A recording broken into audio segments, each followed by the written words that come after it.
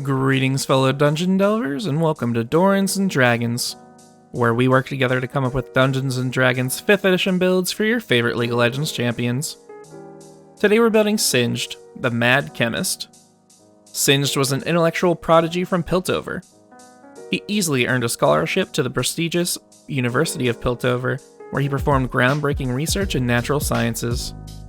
Unfortunately for Singed, the minds of Piltover were enamored by Hextech and had no interest in his research. Broke and rejected by his peers, he left the city and headed for Zaun to more deeply discover the hidden secrets of alchemy.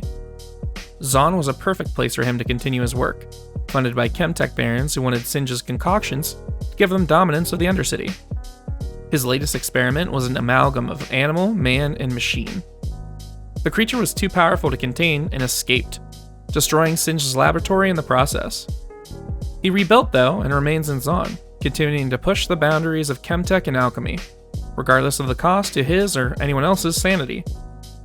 Before we get started with the build, go ahead and like the video and hit that subscribe button so you're always notified when we release our builds. We'd like to take a minute and thank our awesome patrons over on Patreon who support us every month. Thanks for helping us keep the lights on and our poros munching. One of our rewards for our patrons is monthly homebrewed content. This month's homebrew is the Smuggler's Port, based on Bilgewater. We're releasing last month's homebrew, The Hidden City, onto DM's Guild if you're interested in seeing that. Come join us over on Patreon today for just $1 to get access to our awesome Discord community where we talk League and D&D all day long. Alright, now let's get into it. Here's a quick preview of the build. For race, we're going with Variant Human. Per usual, our stats are going to be determined using the standard array. For our stat priorities, we're going to max intelligence and dump strength. No multi-classing requirements here, because our leveling path is going to be full artificer. Singed's passive, Noxious Slipstream, is going to be from the haste spell. Our Q, Poison Trail, is going to come from Poison Spray and Cloud Kill. His W, Mega Adhesive, comes from Web and Grease. Our E, Fling, will come from Repulsion Shield and the Shieldmaster feat. And finally, we get our ultimate Insanity Potion from Experimental Elixir. For race, we're going with Variant Human. I'm sorry for continually going back to this, but the free feat is hard to ignore, and most of League's champions are human anyway, so it'd be silly not to take advantage of it.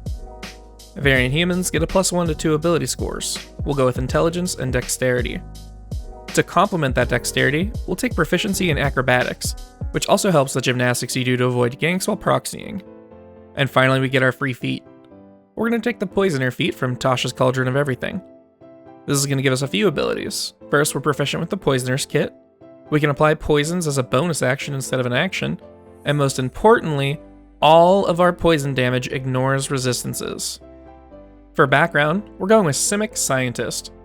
They're a group who has no qualms about experimenting on people to enhance them in any way they can. This is going to give us proficiency in Arcana and Medicine, and 2 other features. First, we get the Researcher feature, which allows you to know where or from you can find any information on any magical or scientific fact. We also get an expanded spell list based on the Simic Scientist table, which reflects the knowledge you acquired in your experiments for the Simic Combine, or from Zaun if you prefer. For stats, we're going for a balance that Singed's sanity gave up a long ago with the standard array. Roll if you want to dance with a chemical devil, because there are no multi-classing requirements here. Singed is a brilliant alchemist, so we're going to take a 15 in intelligence. We need a little bit of durability and resistance to the chemicals we experiment with, so we'll get the 14 in constitution. Dexterity is going to be next at 13, so we can nimbly avoid any sort of response from the other leaners to our shenanigans. Our charisma is going to be a 12 for our intimidation, and that rich laughter that just taunts and taunts your weeping opponent. Wisdom is going to be our average stat, and we'll dump strength. Our equipment is going to be fairly simple here. We'll take a shield for our empowered bulwark, and some studded leather armor for those sweet, sweet shoulder guards and spiked boots. Alrighty, we're going to center this build on the Artificer class. Artificers have a D8 hit die and give us proficiency with 2 skills and an artisan tool. We're going to pick up Nature and Investigation to round out our natural sciences roots.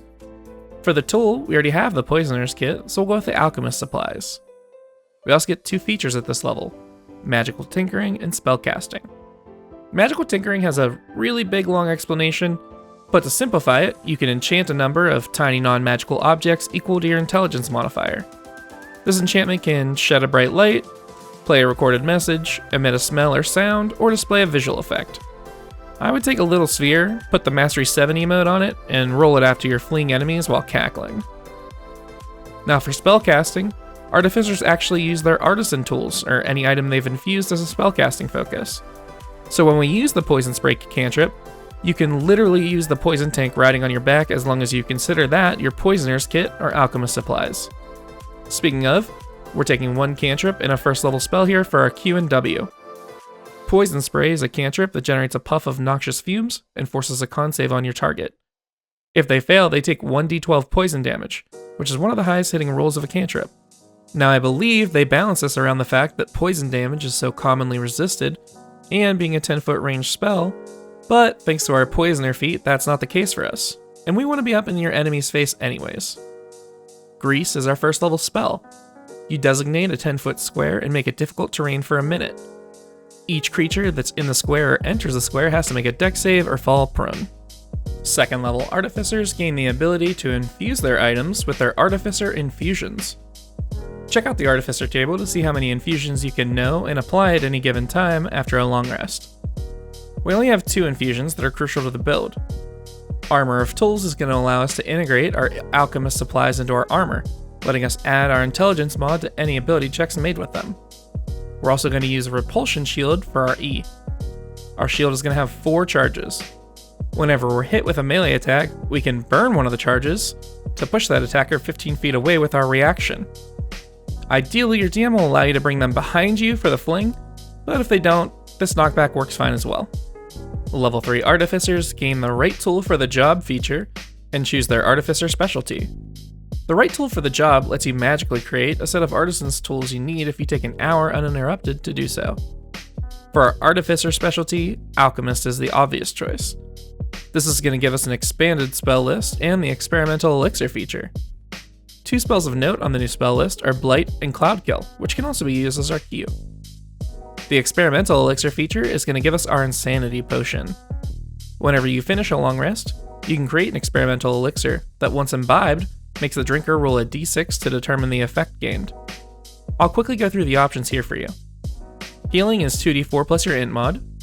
Swiftness is 10 fast walking speed. Resilience is +1 to AC. Boldness lets you add a d4 to all your attack rolls and saves. Flight gives you a 10 feet flying speed. And finally, Transformation gives you a 10-minute Alter Self spell. Most importantly though, by spending a spell slot, you can choose the effect you want to create in your elixir.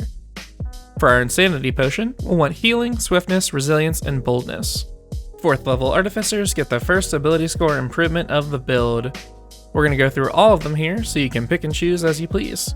At level 4, we're going to take the Shield Master feat, which can be another version of Fling. If you attack on your turn, you can use a bonus action to shove a creature within 5 feet of you. You also get to add your shield's AC bonus to any dex saves you make. And you gain a semi-evasion effect by taking 0 damage when you normally would have taken half if you succeed on a dex save. At level 8, we're going to pick up the Mobile feat. This will bump our speed by 10 feet, allow us to dash through difficult terrain freely, and ignore opportunity attacks, as long as we took a swipe at the creature trying to make it. At level 12, we'll bump our int by 2 and max it with 2 more points at 16.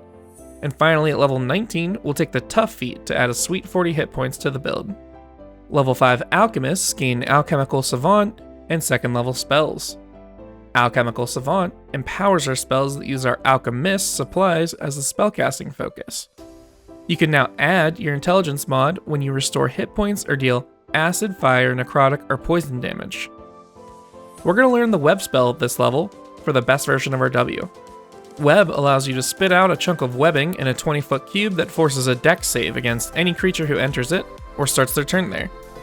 If they fail, they're restrained, but they can make a strength save on their turn to try and break out. Remember, if your DM is being a turd about your fling and not letting you throw them behind you, just put the web in front of you and behind your enemy, and when they take a swing, activate your repulsion shield and fling them into it that way. 7th level Artificers gain Flash of Genius. This allows you to spend your reaction to add your intelligence mod to a check or saving throw made by you or an ally within 30 feet. You have charges based on your intelligence mod, and they all recharge on a long rest. Level 9 Alchemists gain Restorative Reagents and learn 3rd level spells. Restorative Reagents gives drinkers of your elixirs 2d6 plus your int mod and temporary hit points. You can also cast Lesser Restoration, without using a spell slot, as long as you use your alchemist supplies to do it. Just like Flash of Genius, you have charges based on your int mod, and they all recharge on a long rest. For our 3rd level spell, we're going to pick up Haste for our passive and our R as well. Haste gives the target creature double speed, +2 to AC, advantage on dex saves, and it gives an additional action on each turn. It's a limited action though, you can only attack once, dash, disengage, hide, or use an object. This will help though if you wanted to chug multiple experimental elixirs on one turn. Skipping all the way to level 15, alchemists gain the Chemical Mastery feature. This is going to give Singed resistance to acid and poison damage, and immunity to the poison condition. And you can now cast Greater Restoration once per long rest with your alchemist supplies without burning a spell slot. Our capstone is going to be level 20 in Artificer with the Soul of Artifice feature. You gain +1 to all saving throws per magic item you're attuned to.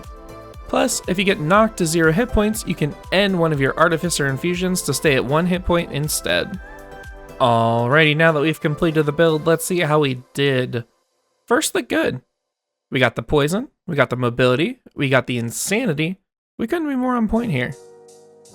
With Poisoner allowing us to bypass poison resistance, our damage is actually going to hit real good. Finally, the Alchemist has a lot of powerful roleplay potential, so I think you'll have a good time playing this. Now the bad. You're a little squishier than I'd prefer because we took so many feats we couldn't spare points to buff our constitution. Also, there are still a ton of poison immune creatures. When you run into those, switch over to Blight for that sweet necrotic damage. So, what'd you think? I've included a link to this build via D&D Beyond in the description below, as well as Amazon links to the books used in the build. If you enjoy this type of content, please consider supporting us on Patreon. We have a few awesome rewards, including access to our Discord community and monthly homebrew releases. We plan on churning out one League Champion build every week. Thanks for watching, and hopefully we'll catch you on the Rift, or in the Forgotten Realms.